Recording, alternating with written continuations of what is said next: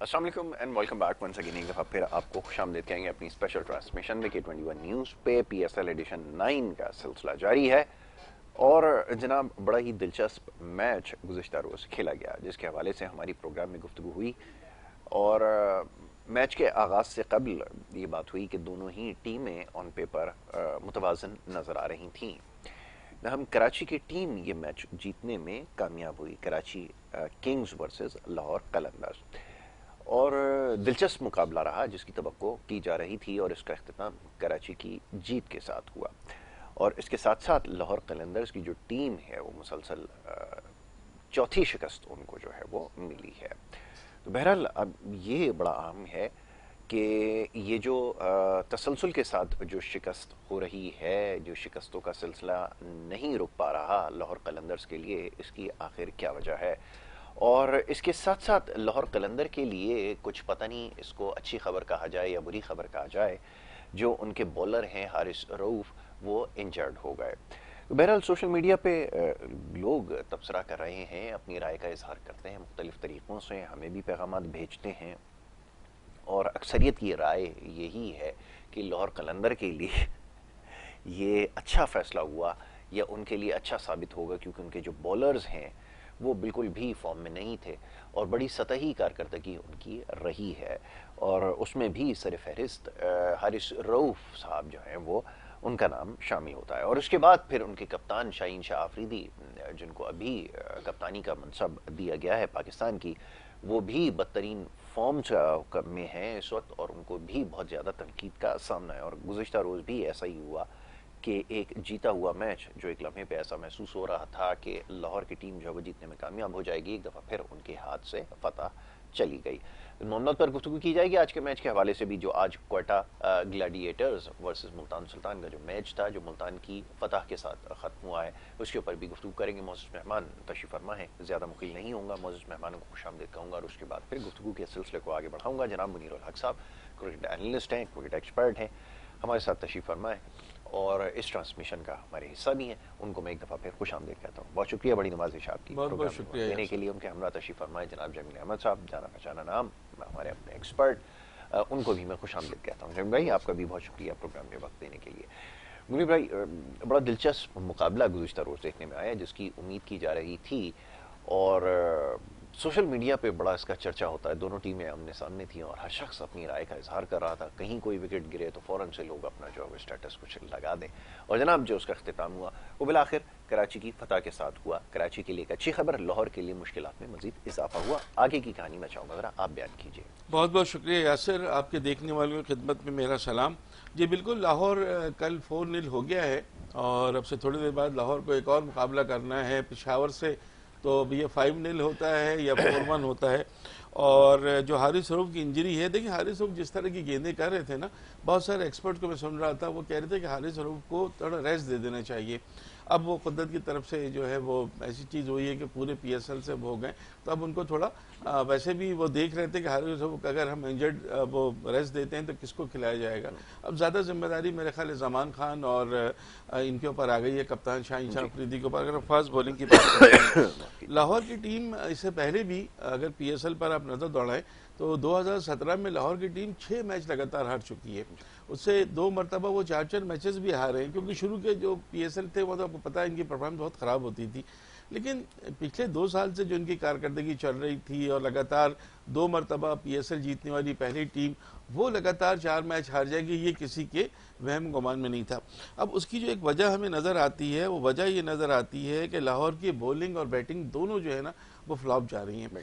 फ़खर जमान पर बहुत ज़्यादा इन्हिसार था, वो नहीं चल रहे हैं। शाहीन शाह अफरीदी के ऊपर बहुत ज़्यादा इन्हिसार था कि आएंगे, शुरू के 2 ओवर में विकेट लेंगे, इम्पैक्ट एक पड़ेगा, फिर उसके बाद हारिस रऊफ और जमान खान उनका साथ देंगे, वो चीज़ें नहीं हैं। एक ही चीज़ लाहौर के लिए अच्छी नज़र आ रही है, वो साहबजादा फरहान की बैटिंग, जो अब तक जो है वो 3 50s कर चुके हैं और 193 या 200 के करीब उनके रन हो चुके हैं। बिल्कुल जो जो मैंने कल भी कहा था कि जो उनकी फॉर्म बहुत अच्छे से देख रहे हैं डोमेस्टिक में, उसको उन्होंने कंटिन्यू किया, बहुत ज़्यादा कॉन्फिडेंस से खेल रहे हैं।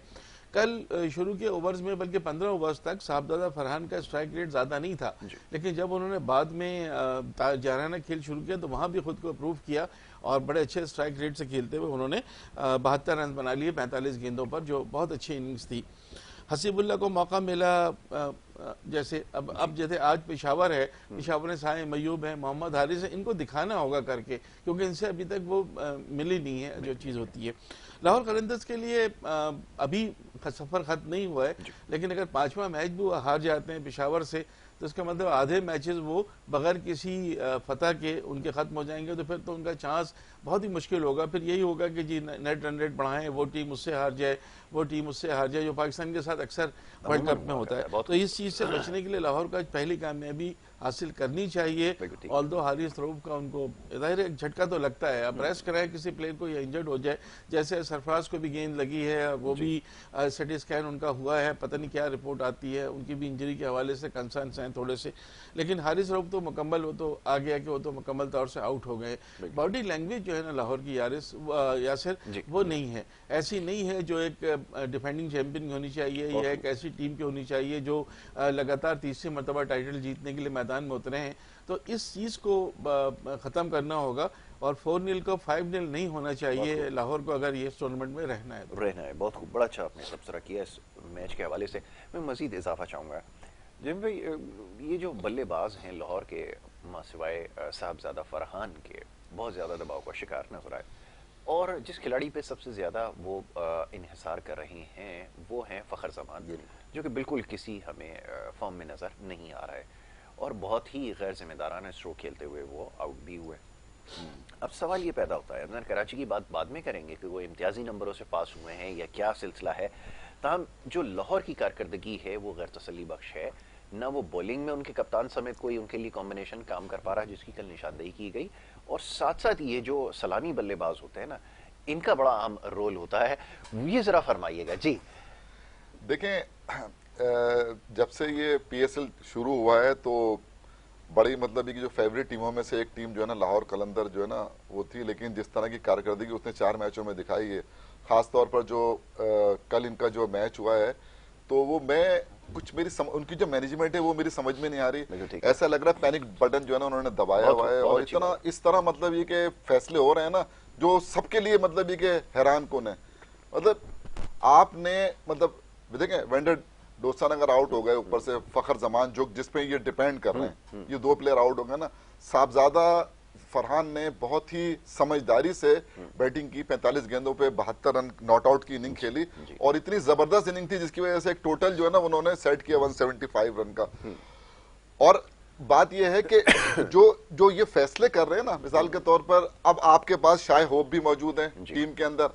अच्छा, आपने जब शाय होप को टीम के अंदर डाला हुआ है, सिकंदर रजा टीम के अंदर हैं, तो यार जब आपके ऊपर के लड़के आउट हुए हैं, तो आप जहादात खान को भेज रहे हैं, वो एहसन रजा, वो क्या लड़का है जो एहसन हफीज, उसको आप उनको भेज रहे हैं 4थे और 5वें नंबर पे।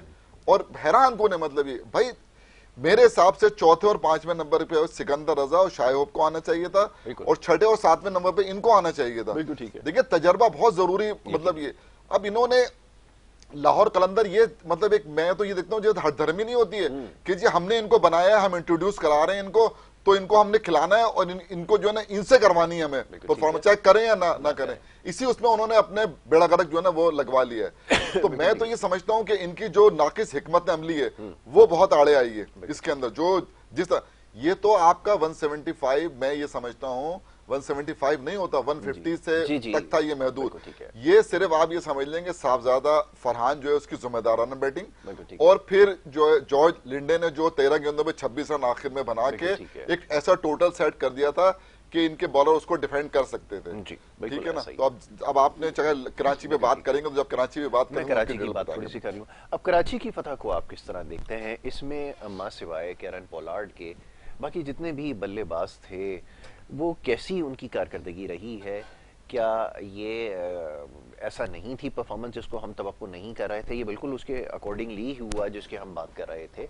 क्या फ़र्क नज़र आया? और दूसरा ये कि फिर कल का मैच जीत जाना, मैं बहुत थोड़े फ़र्क से, कैसी परफॉर्मेंस आपने विटनेस की? अब जरा कराची की बात की जाए जी। कराची में अगर दोनों मैच जीते हैं तो देखें वो दोनों इन्हीं सीनियर प्लेयर्स की वजह से जीते बिल्कुल ठीक हैं, है। चाहे कैरन पोलार्ड और शोएब मलिक। कल भी इनकी पार्टनरशिप जी थी जी 90-95 रन की, क्योंकि 44 रन पर 4 आउट हो गए थे। उसके बाद लग रहा था कि जी ये मैच इनके हाथ से निकल गया है। बहुत अच्छी इनिंग्स खेली कैरन पोलार्ड ने, फिर दोनों एक के बाद दीगर आउट हो गए। पोलार्ड भी आउट हुए, फौरन शोएब मलिक भी आउट हो गए। वहाँ प्रेशर नजर आया। बड़ा क्रूशल टाइम पे हसन अली का जो छक्का था वो उसने काम बिल्कुल कर मैच गया। का को तब्दील किया। लेकिन इतना एक्साइटमेंट था, देखिए इतना अच्छा मैच आखिर गेंद तक जो है ये मैच गया। आखिर गेंद पे भी टाई हो सकता था ये मैच, जिस तरह का प्रेशर डाल दिया था। हारिस रऊफ ने कैच बहुत अच्छा लिया, उसी में उनका शोल्डर डिसलोकेट हुआ है जिसकी वजह से बाहर हुए हैं, लेकिन कैच बहुत अच्छा था। उस कैच ने भी आखिरी गेंद तक उस मैच को ले गए।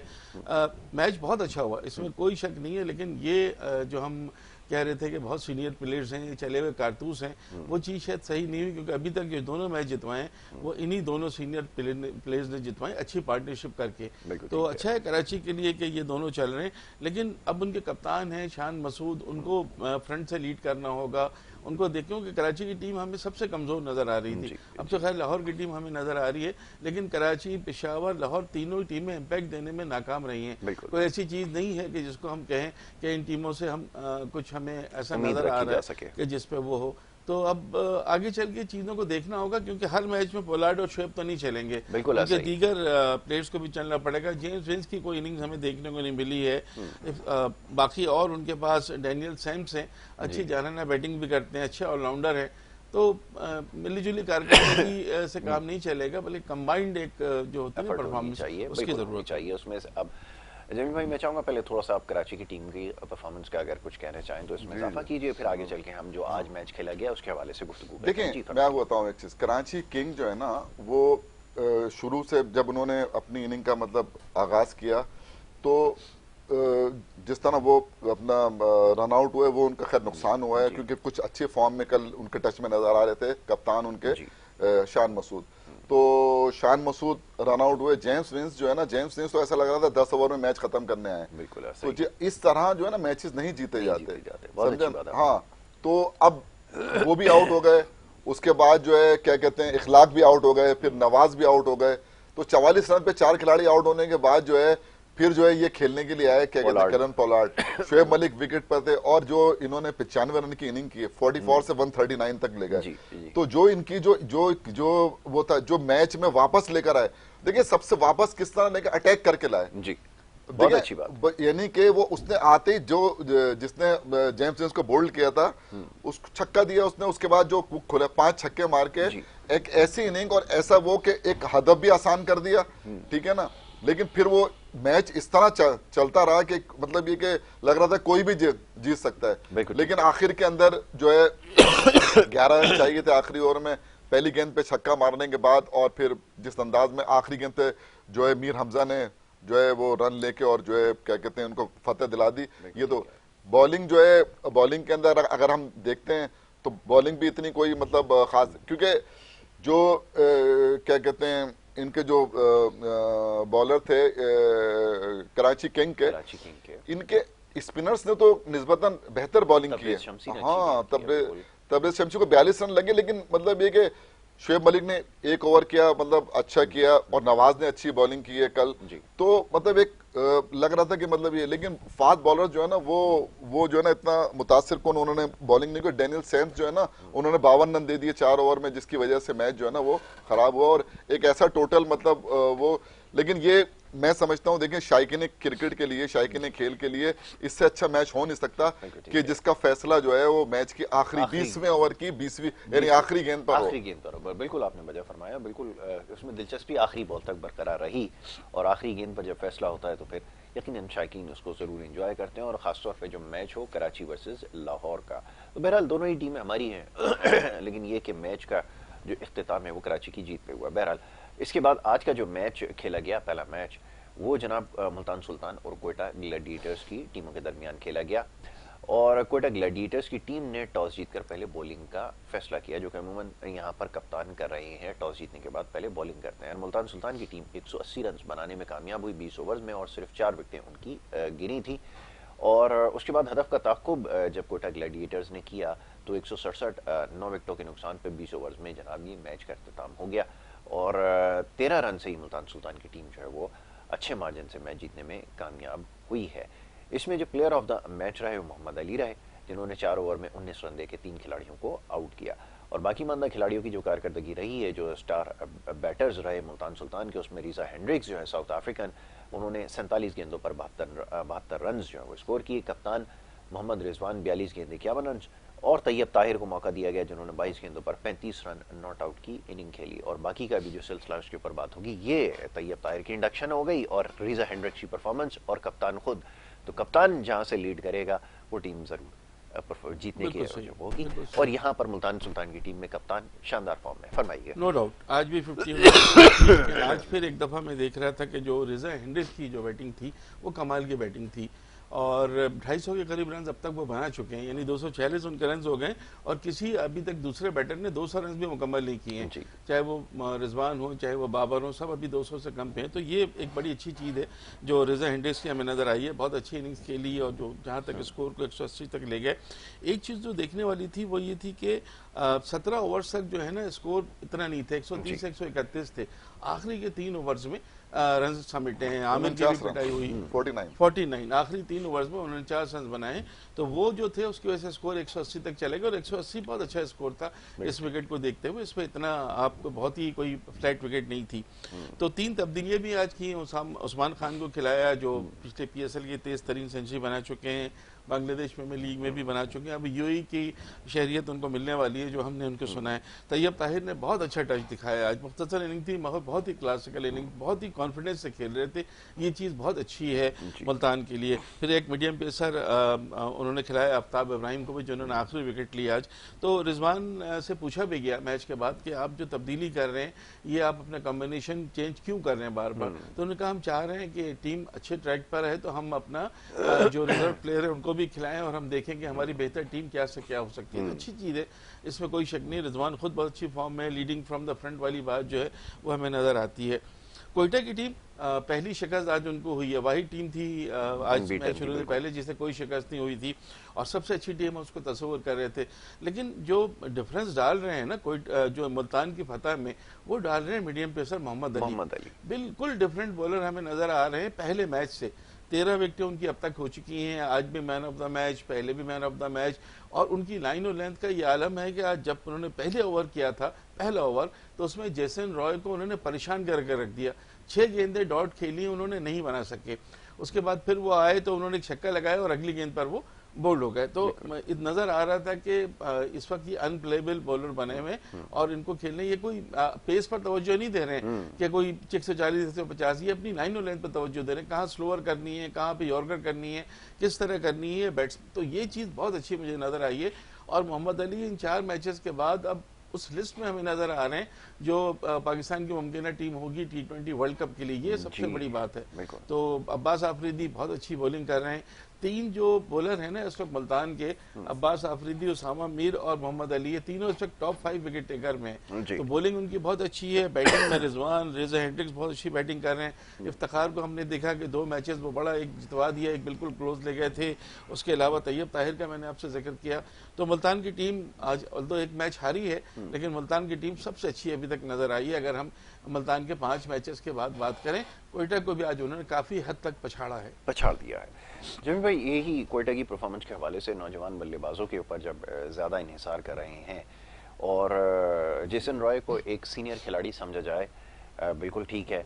तब ये जो नौजवान ख्वाजा नाफे और दीगर हैं, इनके ऊपर जो है वो कोयटा की नजरें थी। इससे पहले मैच में अच्छा परफॉर्म कर चुके हैं। सऊद शकील ने भी आज 13 गेंदों के ऊपर 24 रन स्कोर किए। जेसन रॉय ने 15 गेंदों पर 12 रन स्कोर किए, ज़्यादा नहीं कर सके। ख्वाजा नाफे की माइल्ड परफॉर्मेंस रही है, 31 गेंदों पर उन्होंने 36 रन बनाए, 2 छक्के 2 चौके लगाए। रॉयली रोजो ने 18 गेंदों पर 30 रन की इनिंग खेली और फिर जो है शेन रदरफोर्ड ने जो है 14 गेंदों पर 21 रन बनाए।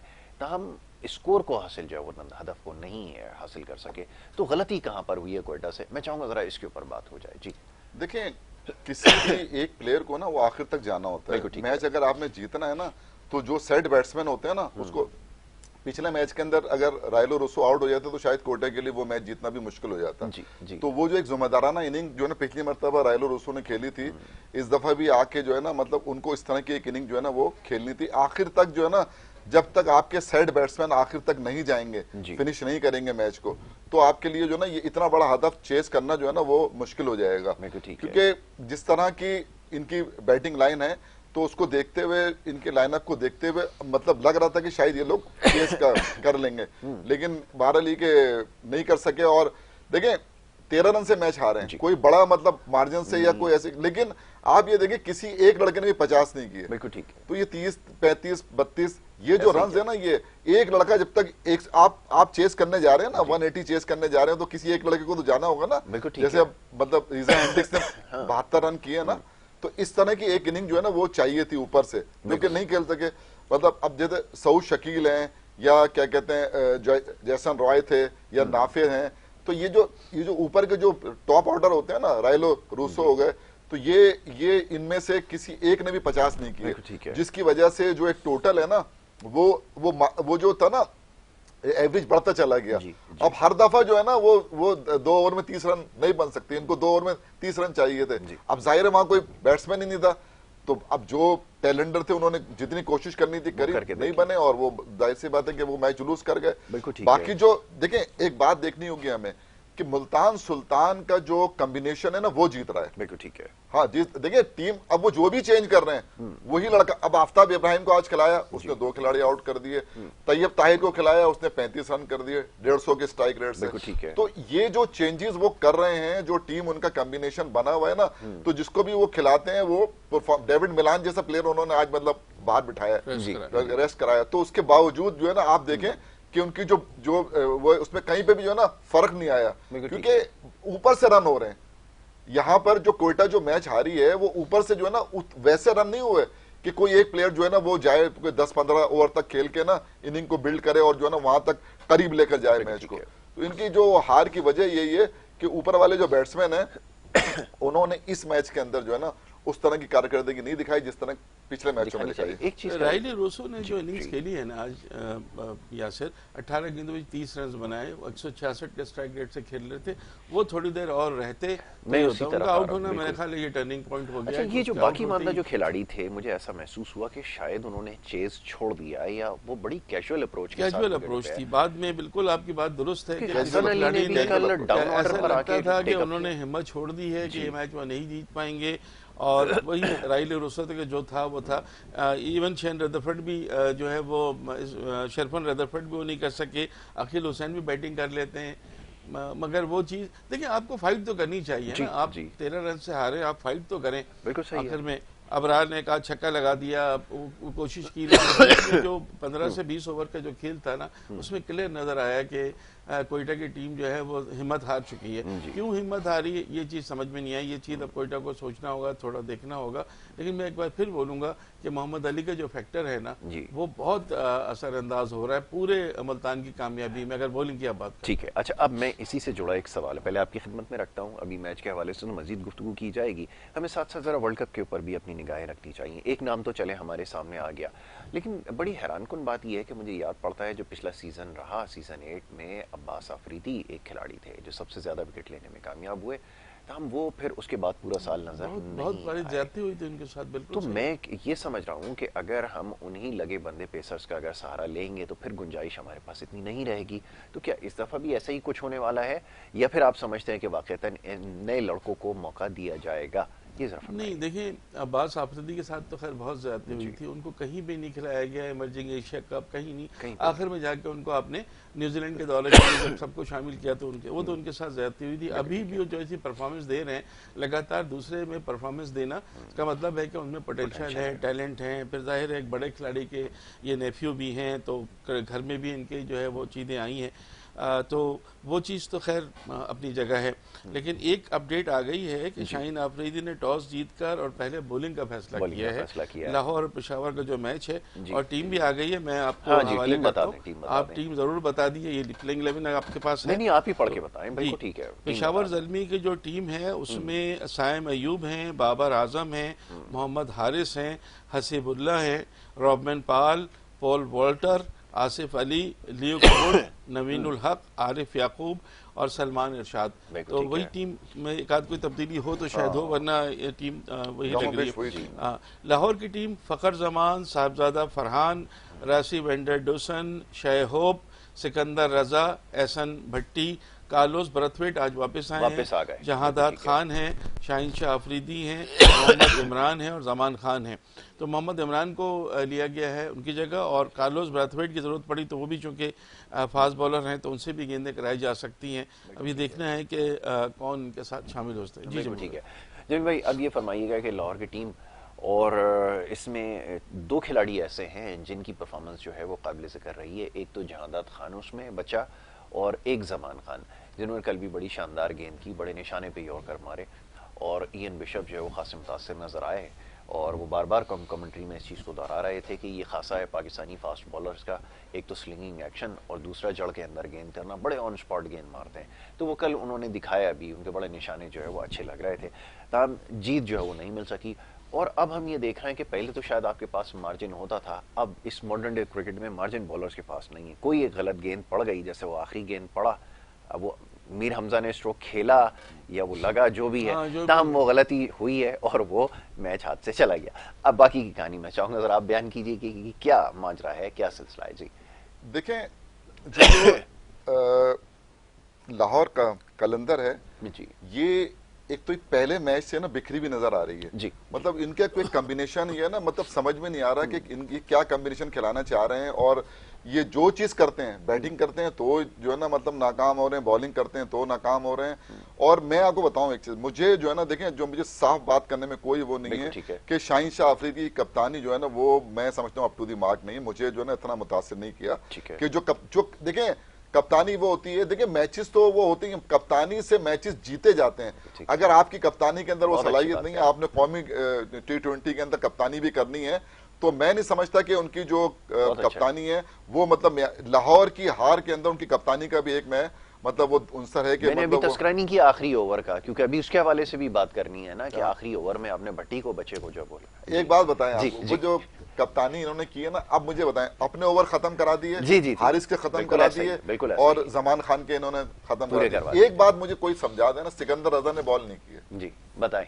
ये बात तो हो रही थी कि सिकंदर रजा नहीं, मुझे बताया ना, वो तो 4 ओवर का करने वाला बॉलर है जी। तो आपने सिकंदर रजा से यार आखिरी ओवर के अंदर आप तजर्बेकार बॉलर से कराएंगे, या जॉर्ज लिंडे के 2 ओवर बाकी थे, बिल्कुल आप उससे कराएंगे, या फिर आप इससे बॉलिंग, मतलब मैं तो हैरान हो गया हूँ ना कि किस तरह के फैसले कप्तान साहब ने किए। तो मैं पूछने ही लगा था आपसे, क्योंकि कप्तानी पे भी तो सवाल करूंगा ना कि ये आपकी क्या अप्रोच थी कि एक तो सिकंदर रजा को आपने गेंद नहीं दी, फिर आप बच्चे को आप इतने मुश्किल सिचुएशन में लाके छोड़ दिया कि उसने तो यही कुछ करना था। और ये सवाल विकेट टेकर है वो देखें, वो जो ना विकेट टेकर, आप उसको बीच में लेकर आते हैं ना, उससे बॉलिंग कराते हैं, वो तो 4 ओवर का करने वाला मतलब बॉलर, आप उसको एज ए बैट्समैन खिला रहे हैं, वो तो एज ए ऑलराउंडर, दुनिया में जो लीग हो रही है एज ए ऑलराउंडर, अपनी नेशनल जो उसकी टीम है जिम्बाब्वे, वहां से भी मतलब है कि एज ए ऑलराउंडर खेलता है। तो क्या वजह है कि यार लाहौर कलंदर इतना बड़ा मतलब हो गया है कि उससे बॉल ही नहीं करा रहे, मतलब हैरान को अभी जो कप्तानी है ये इतने ये कोई मतलब ये तो ब्लंडर किया है यार इनकी कप्तानी ने। शायद मैच लाहौर कलंदर्स की अगर कप्तानी की आप बात करते हैं ना, तो देखिए 9 मैच अब तक खेले हैं कप्तानी में, 5 इंटरनेशनल और 4 PSL के, और उसमें से 8 मैच हार गई है इनकी कप्तानी में टीम, और आज पता नहीं क्या होगा। तो ये कप्तानी जब इतना आप 9 में से 8 मैच हार जाते हैं, चाहे वो इंटरनेशनल लेवल पे हो या league Pakistan super league level पे हो, तो कप्तानी पे बात तो बनती है। बात बिल्कुल सही है कि सिकंदर रजा के होते हुए आपको बिल्कुल नए हैं, और वो देखें उसी वक्त पहली गेंद पर छक्का लग गया, यानी 5 गेंदें बिल्कुल ईजी कर दिया, प्रेशर ही खत्म हो गया। उसके बावजूद गेंद आखिरी ओवर तक चला गया था, लेकिन वो मैच तो खत्म हो गया था। एक तो ये बात, दूसरी बात ये कि खुद शाहीन शाह अफरीदी जो जैसी बॉलिंग उनको करनी चाहिए, जो इम्पैक्ट डालना चाहिए, वो नहीं डाल पा रहे हैं। बैटिंग में वो कोशिश करते हैं, बैटिंग में उनसे नहीं हो पा रही है। तो ये बहुत सारी चीज़ें परेशानी इस वक्त है, और जो सबसे ज़्यादा परेशानी है जब आप एक बैट्समैन पर डिपेंड करेंगे ना फ़खर ज़मान पे, तो फिर तो यही होगा कि जब वो चले तो चले, वरना वो हो गया। वो तो साहबजादा फरहान आपको स्कोर करके दे रहे हैं कि आप अपना इतना स्कोर कर लेते कि उसको आप डिफेंड करने के लिए जाते हैं, लेकिन आप कर नहीं पा रहे हैं। वेंडर डोसन भी अच्छी बैटिंग करते हैं, लेकिन उनको भी हुआ है। तो आज पेशावर ज़ल्मी, असल में पेशावर ज़ल्मी के लिए भी मसला ये है कि पेशावर ज़ल्मी की टीम भी ऑन पेपर्स बहुत अच्छी एक ही नजर आ खिलाड़ी रही पर थी, इन्हें लेकिन ना स्टार्ट साई महबूब चल रहे हैं, ना मोहम्मद हारिस चल रहे हैं, ना उनके कोई सिवाय बाबर के कोई और। अच्छा, बाबर की जो है वो जब स्कोर तो बहुत अच्छा करते हैं, लेकिन जहाँ पर उनकी लगता है अब हमें अच्छा ज़रूरत है वहाँ पर वो आउट हो जाते हैं। ये चीज़ तो हमने देखी है बाबर की। मैच फिनिशिंग के वक्त चल रहे हैं या जब पहले इनिंग्स में बैटिंग कर रहे होते हैं, तो जहाँ पे हमें लगता है कि अब ज़रा टीम अच्छी पोजीशन में, वहाँ बाबर आउट हो जाते हैं। तो ये चीज़ भी देखनी होगी। बहुत सारी चीज़ें हैं जो इस वक्त देखनी होगी, क्योंकि ये दोनों टीमें जो हैं इस वक्त बॉटम 2 पे हैं, मतलब नीचे से अगर जो है छठे और पांचवें नंबर पे ये दोनों टीमें हैं, और जो आज पहला मैच हुआ था वो दोनों टॉप की टीमें थी। तो वो टॉप की टीमें तो अभी वही क्वेश्चन रहेगी, लेकिन टॉप बॉटम में जो है वो लाहौर को आज पहली फतह चाहिए, वरना 4-0 5-0 होता है जैसे मैंने आपसे कहा तो साइकोलॉजिकल बहुत डिस्टर्ब हो जाएगी टीम। जैसे ये कह रहे हैं ना बिखरी हुई टीम है, बिखरी हुई तो है, उनको अपनी कॉम्बिनेशन का ही नहीं पता चल रहा है कि हम किसको खिलाएं, क्या करें क्या नहीं करें। हारिस रऊफ को अब इंजरी हो गई, वरना हारिस रऊफ भी उनके लिए एक मसला बने हुए थे। पिछले मैच से पहले 110 रन उन्होंने दे दिए थे और 1 विकेट थी जी। तो ये जो मैच इंजर्ड होने से पहले तो वो तो बहुत बुरी उनकी पिटाई हो रही थी, मतलब उनके बारे में था कि यंगस्टर्स भी उनको खातिर में नहीं ला रहे। तो अब लाहौर की टीम को संभलना तो पड़ेगा, वरना फिर वो फैसला कर लें कि जी हम बिल्कुल, ये आपने बिल्कुल दुरुस्त कहा। यकीनी तौर पर आखिरी मौका नहीं है, ताहम ये बात बिल्कुल दुरुस्त है कि आधा टूर्नामेंट का सफर जो है वो उनका मुकम्मल हो जाएगा, और जीत के बगैर अगर आधा टूर्नामेंट अगर मुकम्मल हो जाए तो फिर यकीनन वापसी करना जो है वो कदरे मुश्किल होगा। जिम भाई, अब कप्तानी की बात की जाए तो पेशावर ज़ल्मी भी कुछ खास परफॉर्म नहीं कर सकी। अभी एक की निशानदेही तो मुनीर भाई ने की है कि उनके जो कप्तान हैं सही है, रन्स भी हो रहे हैं, सब कुछ हो रहा है, तब मैच फिनिश नहीं हो पा रहे हैं। और अगर मैच फिनिश नहीं होंगे, ना उनका साथ कोई देने के लिए तैयार है, ना उसमें साइम अयूब है, ना हारिस है, ना और दीगर खिलाड़ी हैं, तो फिर क्या किया जाए। यहाँ पे पेशावर के लिए भी मामला कुछ इतना आसान नहीं है। आपकी क्या राय है, फरमाइए। कुछ मतलब पहले मैच से जो सीखा है ना, उन्होंने इम्प्रूव किया है जी। अगर आप देखें ना डे बाय डे वो इम्प्रूव कर रहे हैं कम से कम। अच्छा, फिर 4 प्लेयर जो उन्होंने अपने चेंज किए ना, उससे भी बहुत फर्क पड़ा है पेशावर की टीम को। जैसे आरिफ याकूब को डाला, हसीबुल्लाह को डाला, नवीन उल हक को डाला, पॉल वॉल्टर को डाला। ये 4 लड़के जब आए ना टीम के अंदर, टीम जरा डिफरेंट नजर आ रही है, वरना इससे पहले एक कमजोर जो है ना बॉलिंग लाइन के साथ जो है ना मतलब वो जा रहे थे। तो अब 2 मैचेस जीत गए वो, तो अब ये तीसरा मैच है, तो जाहिर सी बात है कि थोड़ा मतलब एक वो कॉन्फिडेंस आता है ना जीतने के बाद, वो कॉन्फिडेंस तो आया हुआ है अब पेशावर ज़ल्मी को। परेशानी जो है ना वो लाहौर कलंदर के लिए, क्योंकि ये मैंने प्रेशर, हाँ जो देखें बाबर आजम तो रन कर रहे हैं, साइम अयूब के ऊपर डीओए जो रन नहीं कर रहे, जिन पे बहुत तवक्कुआत हैं और उनको देखना चाहते हैं लोग ना। दूसरा ये कि जो हारिस हैं, हारिस के ऊपर भी मतलब जो है ना उनसे भी वो रन नहीं हो रहे। लेकिन मैं एक बात आपको कहता हूँ, हसीबुल्लाह ने बहुत जबरदस्त इनिंग खेली थी, छोटी इनिंग थी 35 रन की, लेकिन बहुत ही जबरदस्त इनिंग थी, इम्पैक्ट अपना वो छोड़ गए। तो अब अगर इस टाइप के प्लेयर है ना, तो मैं ये समझता हूँ कि हमें जरूरी नहीं है कि वर्ल्ड कप के अंदर जो है ना अगर सेकंड विकेट कीपर लेके जाना है तो हमें हारिसी को लेकर जाना है। हमें हसीबुल्लाह भी जो है ना वो नजर आए हैं। और मैं बताऊं, मैं कहता हूँ ये जो साहबजादा फरहान है ये भी तो कीपिंग करते हैं ना, तो इसलिए अब हमें ये नहीं कि जो है ना, अब मैं तो मैच समझने ये हारिस में से क्या निकालना चाहते हैं यार। मैं हैरान हूं उसकी कारकर्दगी जो है ना, सिवाय वर्ल्ड कप के 2-3 मैचों के अंदर जो उसने 30-32 रन किए, उसके अलावा कोई मुझे उसकी कारकर्दगी दिखा दे, T20 में दिखा दे या वनडे में दिखा दे। इसीलिए अभी न्यूजीलैंड का जो टूर हुआ था उसमें हारिस को नहीं लिया था, आजम खान को ले गए थे, हसीबुल्लाह को ले गए थे, इवन साहबजादा फरहान भी थे, लेकिन इनको नहीं लिया था। इसी वजह से लेकिन बहुत लोग आईब्रोज उठी थी कि भाई हारिस जैसा टैलेंटेड प्लेयर, ये हो टैलेंट अपनी जगह, लेकिन परफॉर्मेंस तो करे, टैलेंट तो दिखाए। अगर आप में टैलेंट है और आप परफॉर्म नहीं करते, परफॉर्मेंस जस्टिफाई करती है ना टैलेंट को, वो नहीं कर रहे तो फिर तो नहीं चलेगा ना। सिर्फ आप वो सेल्फी बनाएं या आप शो करें तो उससे चीजें नहीं चलती। ये हारिस को वाकई ये से कह रहे हैं कि साइम अयूब से बड़ी हमें उम्मीदें थी। अभी साइम अयूब से 2-3 अच्छी इनिंग्स नहीं होंगी, शौक शकील फिर भी खेल गए, लेकिन साइम अयूब नहीं खेल पाए। कराची के ये 2 लड़कों से बड़ी तवक्कुआत थी, और शौक शकील को तो हम T20 का मानते नहीं थे, उन्होंने तो खुद को अपना आपकी T20 प्लेयर बनवा रहे हैं, लेकिन साइम अयूब तो लगते ही T20 के हैं। अगर ये नहीं परफॉर्मेंस करेंगे, 2-3 50s अगर इनकी नहीं होंगी आइंदा चंद मैचेस में, तो फिर इनका बहुत मुश्किल हो जाएगा कि इनको फिर आप आगे वर्ल्ड कप के लिए कंसिडर कर सकते। बिल्कुल ठीक है। आखिरी जुमला आज के मैच के हवाले से, जैसे कल आपने बताया कि 60-40 का रेशो था, आज का आपका क्या उम्मीद है कि कौन सी टीम किसका पल्लड़ा जो है वो भारी नजर आ रहा है? 60-40 इन फेवर ऑफ पेशावर आज से। सही है जी, 60-40 जी। जमीन भाई मैं तो लाहौर का कलंदर के साथ जाऊंगा। जाएंगे उसके साथ यस, आज के यस। मैच में वो फेवरेट है। ठीक है जी, बहुत अच्छा जी। तो जनाब मैच जो है अब से कुछ देर बाद बाकायदा शुरू हो जाएगा, तो इंशाल्लाह कल जब हाजिर खिदमत होंगे तो फिर इसके ऊपर तफसील से गुफ्तगू करेंगे। दोनों मौजूद मेहमानों का बेहद शुक्रिया, मुनीर उल हक साहब, जमील अहमद साहब का, कि उन्होंने प्रोग्राम में यहाँ पे आज एक दफ़ा फिर शिरकत की, और कल भी इंशाल्लाह इस गुफ्तगू के सिलसिले को आगे बढ़ाएंगे। यहाँ पर इजाज़त आपसे लेनी होगी। अपना बहुत ख्याल रखें। मोहम्मद यासिर और हमारी टीम को इजाज़त दें। अल्लाह के बाद।